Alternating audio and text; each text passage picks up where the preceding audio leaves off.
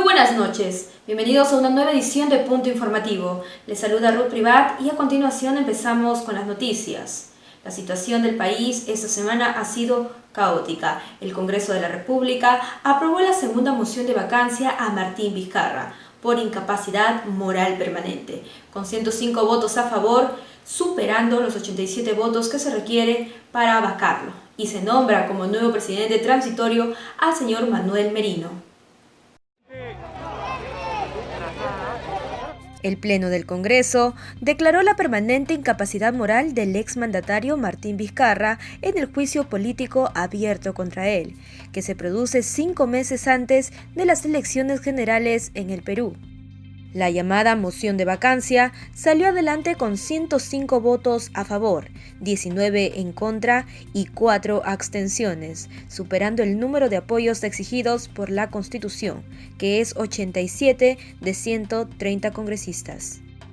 La iniciativa fue impulsada por las acusaciones de corrupción contra el expresidente por supuestos hechos acontecidos en su etapa como gobernador regional de Moquegua en el 2011 hasta el 2014. Son hechos falsos. En segundo lugar, no corroborados. Son hechos que están recién empezando un proceso de investigación. Son hipótesis. Yo quiero demostrar la falsedad de las acusaciones en una investigación objetiva, imparcial y sin presiones de ningún tipo. No solo me someteré, sino que demostraré de manera fehaciente mi inocencia. A pesar que el expresidente intentó convencer a los legisladores, fue en vano. Tras confirmarse el éxito de la moción por parte de los parlamentarios, Vizcarra aceptó la decisión. Aseguró que deja su cargo y se retira de Palacio de Gobierno. Con la vicepresidencia vacante, después de la renuncia de Mercedes Arauz en mayo pasado, el titular del Parlamento, Manuel Merino, es quien asumió la presidencia de la República y su nombramiento se hizo un día después de la vacancia. Juro por Dios, por la patria y por todos los peruanos que ejerceré fielmente el cargo de presidente de la República. Y así, Manuel Merino de Lama asume la presidencia hasta el 28 de julio del 2021, en que entregará el poder al mandatario que resulte electo en los comicios generales convocados para el 11 de abril del 2021. Cabe mencionar que en medio de la tensión, uno de los legisladores que apoyó la medida, Ricardo Burga, fue agredido en los exteriores del Congreso cuando hacía declaraciones a la prensa, un acto repudiado por algunos y aplaudidos por otros.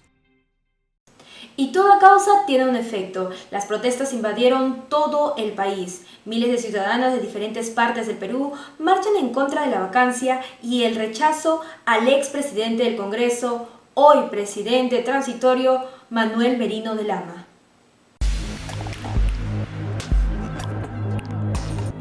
La decisión por parte del Congreso de remover del cargo al presidente Martín Vizcarra despertó la reacción de sectores democráticos que salieron a las calles de Lima y otras ciudades del país para protestar contra la decisión del Congreso.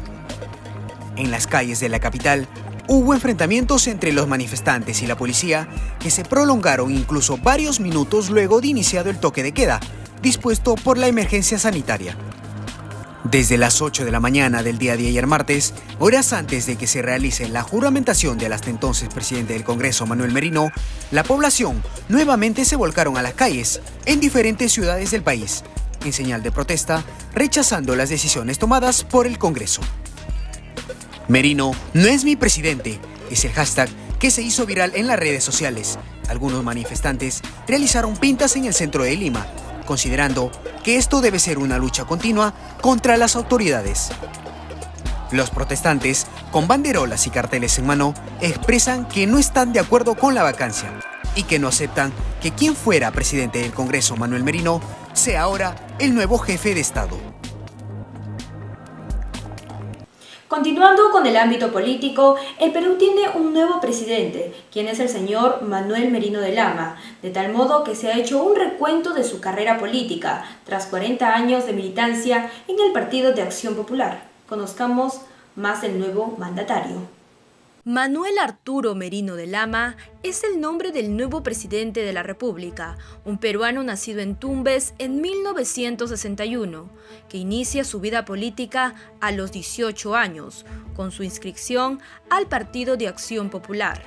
Aunque ya se perfilaba como un empresario de la agricultura y ganadería, pese a no haber culminado sus estudios en ingeniería agrónoma, en el 2000 fue por primera vez que postuló al Congreso, pero no alcanzó un escaño.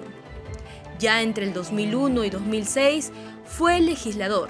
En el 2011 postuló por Perú Posible, que había hecho alianza con el Partido de Acción Popular, y ocupó la mesa directiva del nacionalista Daniel Abugataz como primer vicepresidente.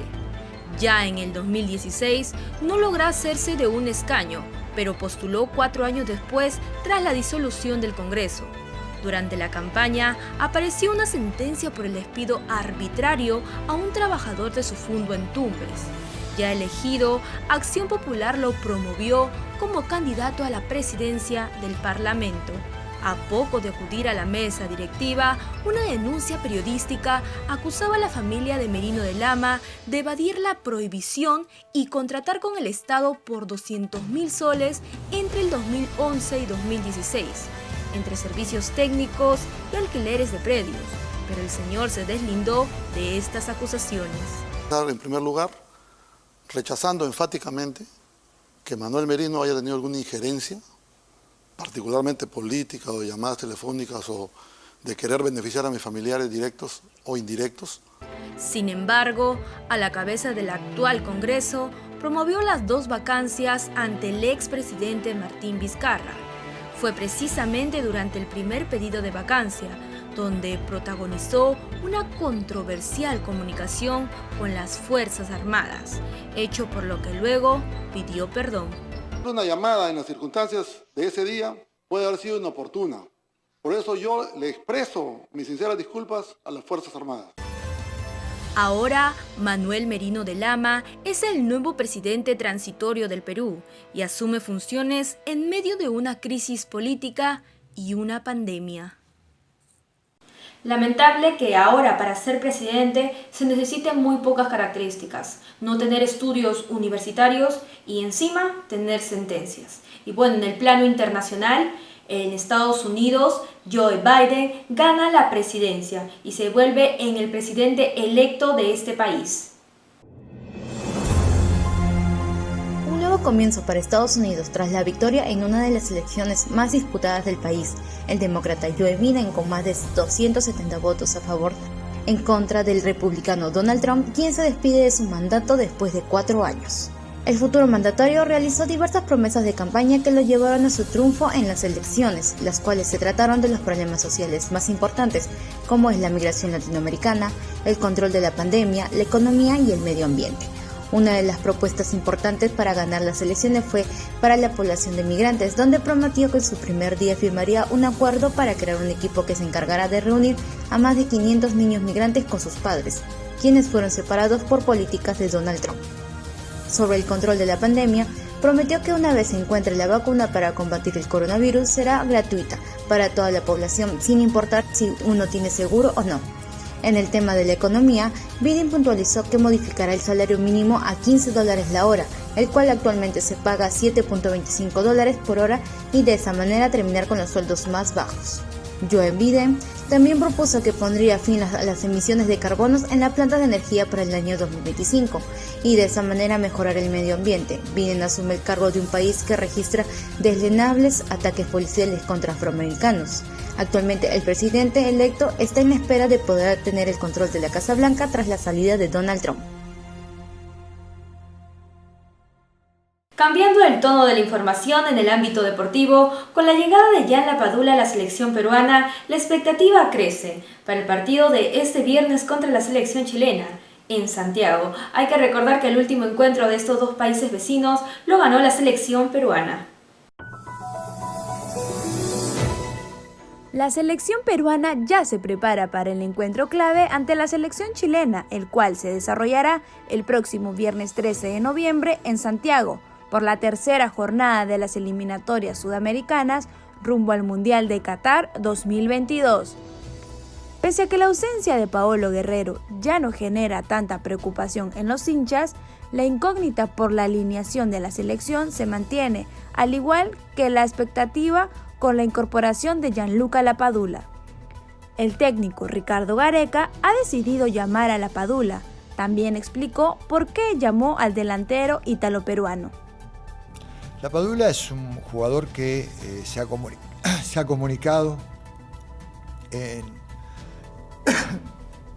estos días, en los días previos, en las semanas previos. Entonces, bueno, el interés de poder participar en la selección, de ser tenido en cuenta.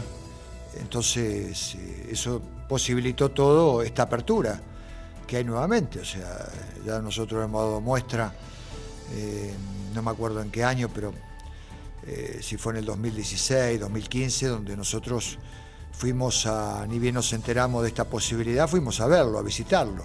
Pero después quedó todo en manos de él. Como parte de las estadísticas, Perú nunca le pudo sumar los 3 puntos de visita a Chile.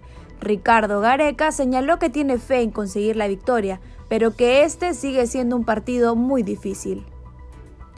Bueno, no lo sé, la verdad, o sea, tenemos fe y por supuesto que eso habla de lo complejo y lo difícil que es el escenario, ¿no? Lo que representa siempre Chile.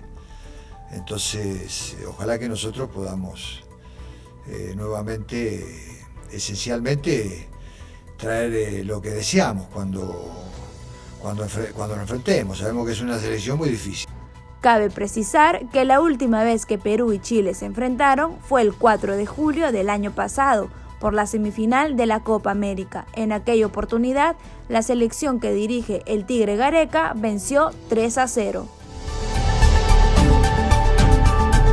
Y hasta aquí llegó la información en Punto Informativo. Nos vemos en una próxima oportunidad y pedirle a todas las personas que se están manifestando en las diferentes partes de nuestro país un llamado a la calma y sobre todo a mantener la distancia. Cuídense y muy buenas noches.